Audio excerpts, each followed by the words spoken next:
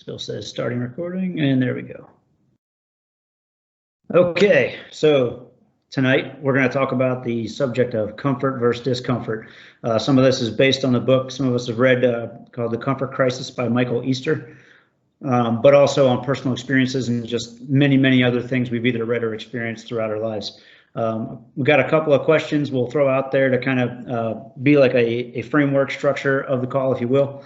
I don't think we need to go through introductions. We've done that plenty of times already, unless you guys feel the need.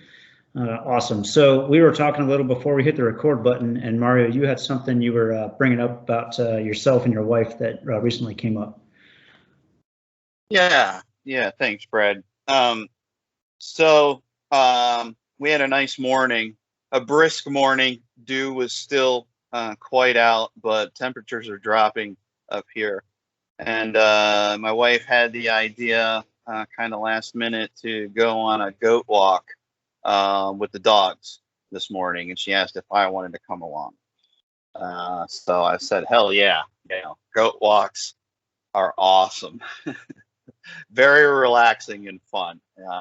I got some pictures and videos that I'll have to show you. But so as we were walking up, I mentioned her, actually, when we were walking down, I mentioned to her that we were going to start talking.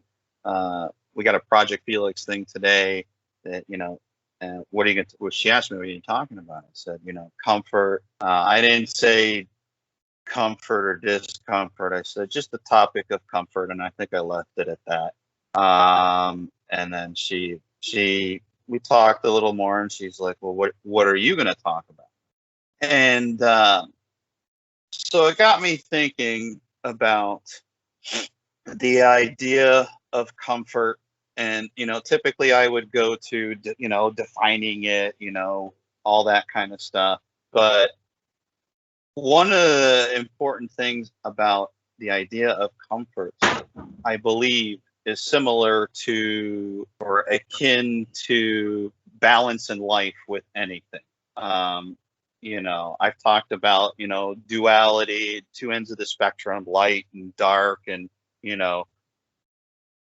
with food can be and is supposed to be nourishment for our body and to keep the body going to do what it needs to do, right? Whatever its job is in life, military, librarian, whatever, anything in life.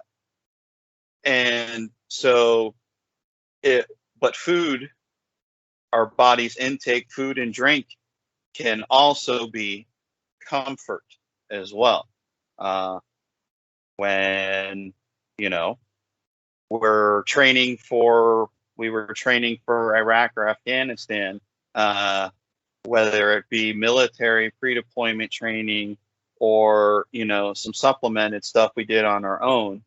The idea is to get out of your comfort zone and, push and push and push and, push your body and develop that muscle memory when it's at that point. But I'm pretty sure most of us at some point are we going to be done soon? I want to go back and I'm tired of being on my feet. Or, it happens. You can't, as we've said before, metaphorically, white knuckle everything, not just mental health, but like physically too. You can only endure that so much. And that's the same thing. There needs to be, I believe, an appropriate balance of comfort. What that looks like, conceptually for each person looks different. For me personally, comfort is finding that balance of spending not too much time outside playing and doing fun projects and all that stuff, or creek walks and stuff, which is great, but understanding that sometimes that pendulum, needs to come back more because I do have the responsibilities that I have in life. Same thing with, I brought that analogy up with food. I was a chunky monkey for most of my time in the military. I was very capable chunky monkey, But now that I'm out 3 years, retired, and I've learned kind of how life looks like for me, and now I'm learning where that balance is. My weight has dropped down to the lowest it's been since 2011 when I was getting ready to go to Afghanistan for Bravo. So just to be able to get back to that and, being more flexible and physically fit, taking care of myself, not neglecting the physical part nearly as much as I was before, has an effect on the brain too. Especially with TBIs and all that stuff. If you eat junk food and sugary things, to include, alcohol and overindulgence of things, like we've talked about, that there's an appropriate balance, that has an effect on the brain as well. So if there's if we can make simple tweaks here and there, incremental changes, Brad, like we talked about before, just a couple things. Yeah, atomic habits, see? If we can make a couple of those changes, even through, the things that we ingest, change that up, that has effects on the mind as well. So,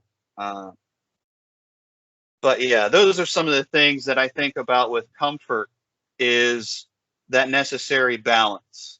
I would not necessarily ascribe what I think is comfort to everybody else around me, because some people would say that being outside as much as I am, or, doing this and that, is not comfortable. They would rather be inside doing it.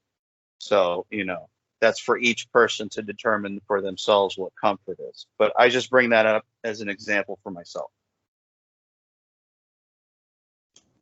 Yeah, it's interesting you mentioned food as a comfort. That is, I don't know, a big portion of the book. But of course, many other schools of thought, not just this book, but in Comfort Crisis, he talks about that. Thinking about, why do you eat? Why are you eating? Are you even actually hungry? Do you even know what real hunger is? Like, and especially in like modern American culture, because we're so fortunate and we have so much. Don't get me wrong, there's plenty of Americans who do actually legitimately go hungry. I'm not trying to say that they don't exist, but comparatively speaking to, a couple hundred years ago, maybe, or maybe even more than that, like, most people don't really know what the definition or know what the real feeling of actual hunger is. And that's kind of been a massive shift, right? He talks about how hunger was a driving force in the survival of mankind, in fact. So that's why we have that reward. You get that dopamine hit when you taste something super sugary or salty or whatever, to encourage you to keep doing that, because in your mind, you're still a caveman who needs to eat every single thing you see, because you don't know where the next meal's coming from. And that's what leads to overeating, and especially eating like overly processed and overly sugared and salted and whatever chemical business. They talk about processed food and what that definition is, and how that's kind of maybe a misnomer in some ways, because I mean, a cucumber that somebody else farmed and shipped to me and cut up is technically processed, right? Even though it's a cucumber. So it's important not to just label stuff and just simplify it, like make a complex issues, simple. And then, and there's some other notes that are brought up that are pretty interesting. They talk about the benefits of fasting. Even like every once in a while, maybe just try to take a 24-hour period where you only drink water, you don't eat any food, and actually feel that real hunger again, and know what that really feels like, to help you remind you of what real hunger is, so that when you are bumping around the kitchen and you see some candy bars or whatever snacks on the side, you're like, oh man, those look good, I'm going to go ahead and mow down half the bag. Well, why did you do that? And that's another part of it, is why did you do that? What are you seeking comfort from? Is it stress from work? Is it stress from a relationship or whatever, some other stuff like that? So it's a way to be more deliberate and think about that. And then before I go running off on too many more tangents, there's two more notes that I have typed up from listening to you talk. It goes back to fasting. He talks a little bit about how your body processes nutrients in the food that you eat, right? And, the weaker and the dying cells are the ones that get, killed off first and burned off and whatever and discarded. But if you're constantly packing your body full of food, those cells don't get discarded as much, and they're more likely to turn into cancer cells. So there's a lot of studies going into this, and I'm not a freaking doctor. I don't know. I'm not a scientist. It's just an interesting thought of, hey, could fasting help, be one more way to kind of fend off cancer a little bit, because we're getting rid of those bad cells before they turn into cancer cells. So just a thought that I definitely want to look more into and find some academic research on that's peer reviewed. Some other notes too. The last one is focus on goals. So thinking about it, like, people talk about the wolf all the time or whatever, or just a person, but when are you more focused? Are you more focused when you're full and content, or are you more focused when you're hungry and looking for that next bit of sustenance because you need it? And that's just something. If you ever watch anything or listen to anything David Goggins says, I'm sure that rings true, because he talks about that kind of stuff all the time. So those are just some of the notes I was typing up. I swear I wasn't Googling what the weather is tomorrow or anything.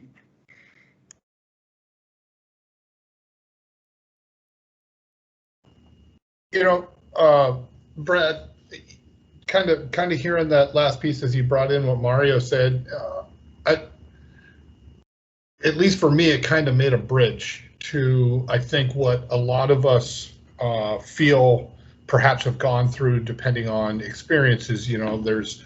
I think there's, especially when you talk comfort through food, comfort through alcohol, these things that work immediately on a chemical basis with your body. Okay, they're pretty immediate. You know what I mean?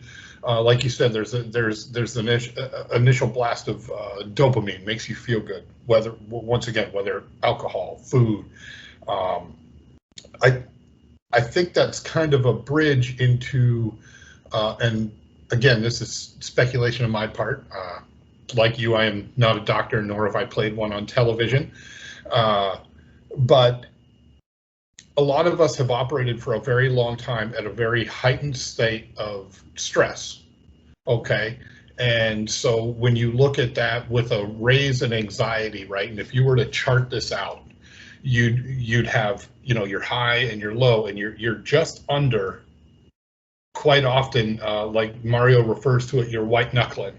I'm right here, okay? Well, that food takes you up to where you feel good, just like in many instances, why did many of us, when you think back, why did you enjoy combat? Because it took you up to where you felt again. And those were good feelings, okay?